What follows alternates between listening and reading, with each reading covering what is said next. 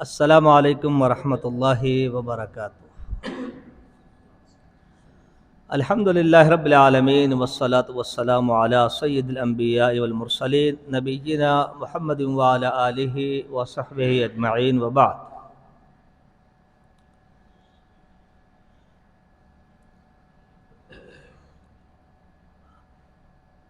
سیدنا عمر بن خطاب رضی اللہ تعالی عنہ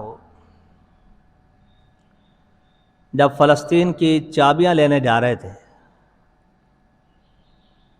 ایک فاتح حکمران کی حیثیت سے،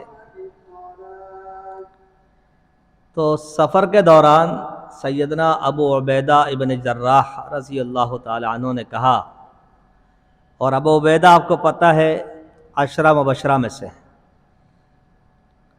اور اس امت کے امین ہیں،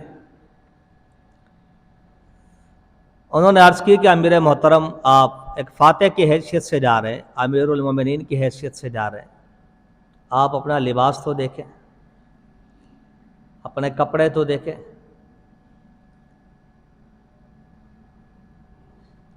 کوئی اچھا لباس زیبتن کرے، سامنے والا استقبال کرے۔ سیدنا عمر فاروق رضی اللہ تعالیٰ عنہ نے فرمایا، ابو عبیدہ تمہارے علاوہ اگر کوئی اور شخص یہ بات کرتا میں اسے سزا دیتا۔ پھر فرمایا، انا کنا اذل قوم فاعزنا اللہ بالاسلام، ہم تو بے حیثیت لوگ تھے، آج جو کچھ ہے، شان ہے، شوکت ہے، وقار ہے، دبدبہ ہے، رعب ہے، یہ سب اسلام کی برکت ہے۔ اچھا پہننا، اچھا کھانا کوئی مسئلہ نہیں ہے، اجازت ہے، اما بنعمت ربک فحدث، لیکن اسی کو مطمع بنا لینا، اسی کو اپنے حرص کا محور بنا لینا، یہ مناسب نہیں۔ عزت اسلام میں ہے، ہم طالب علم ہیں، ہمیں پتہ ہونا چاہیے، ہماری دنیا میں عزت، ہماری آخرت میں عزت اس اسلام کی برکت سے ہے جو رسول اللہ صلی اللہ علیہ وسلم نے پیش کیا۔ ہمیں اس کی بقا کے لیے اپنا تن من دھن لگانا چاہیے، اس کے لیے قربانی دینی چاہیے، اور آپ قربانی دے کر بیٹھے ہیں، آپ کے اساتذہ قربانیاں دے کر بیٹھے ہیں۔ یہ ادارے، یہ جماعتیں، یہ سلسلے، یہ مساجد، یہ مدارس ایسے نہیں آباد ہوتے، قربانیاں دینی پڑتی۔ تو اصل وقار، اصل عزت میرے دوستو اسلام کے ساتھ۔ نبی کریم صلی اللہ علیہ وسلم نے فرمایا تھا، بدا الاسلام غریبا وسیعود کما بدا، اسلام شروع ہوا تو اجنبی تھا، جس کو پیغام دو وہ کہتا میں نے سنا ہی نہیں، ہمارے باپ دادا نے بتایا ہی نہیں۔ فرمایا وسیعود کما بدا، اور ان قریب دوبارہ اجنبی ہو جائے۔ آپ جس سے بات کرو وہ کہیں گے جی ہم نے تو بات ہی نہیں سنی، آپ عجیب باتیں کرتے، ہمارے علماء نہیں بتاتے، ہمارے یہاں نہیں ہوتا، ہماری برادری میں نہیں ہوتا، ہماری سوسائٹی میں نہیں ہوتا۔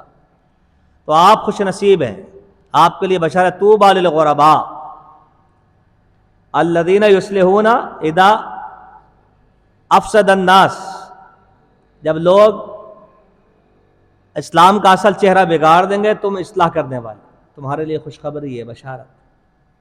تو آپ الحمدللہ کتاب و سنت کے دائی ہیں، کتاب و سنت پڑھتے ہیں، علی منہج سلف پڑھتے ہیں، یہ ہے وہ اصل اسلام جس کی بقا مقصود۔ کبھی دل چھوٹا نہیں کرنا چاہیے، دل بہت بڑا رکھنا چاہیے۔ وَلِلَّهِ الْعِزَّةُ وَلِرَسُولِهِ وَلِلْمُؤْمِنِينَ، یہ عزتیں اللہ کے اختیار میں ہے، اللہ تعالیٰ عزت دینے والا ہے، اللہ تعالیٰ وقار دینے والا ہے، اپنے انبیاء کو دیتا ہے، انبیاء کے ماننے والوں کو دیتا ہے۔ یہ دنیا عارضی ہے، انسان جتنی بھی کوشش کر لے بالآخر اس نے ختم ہونا ہے۔ اچھی تگو دو، اچھی سوچ، اچھی بھاگ دوڑ، سب کچھ صحیح ہے، لیکن آپ یہاں جس مقصد کے لیے آئے ہیں سب سے بڑا مقصد وہ ہے اللہ کے دین کا علم حاصل کرنا، اور علم وہ دولت ہے کہ جو خرچ کرنے سے بڑھتی ہے، علم ایک لازوال دولت کہا جاتا ہے۔ تو سب سے بڑھ کر ہماری توجہ اسی پر ہونی چاہیے، جس مقصد کے لیے ہم آئے ہیں، ہمارا اوڑھنا بچھونا اللہ کی وحی کا علم بنے، کتاب و سنت کا علم بنے، ہمارے اساتذہ ہم ان کا احترام بجا لائیں، اپنے ادارے جس میں ہم رہتے ہیں اس کا ایک احترام ہے، اس کا ایک ادب ہے، ٹھیک ہے، اس کے بھی کچھ احسانات ہیں ہمارے اوپر، یہ ساری ہماری ذمہ داریاں ہیں۔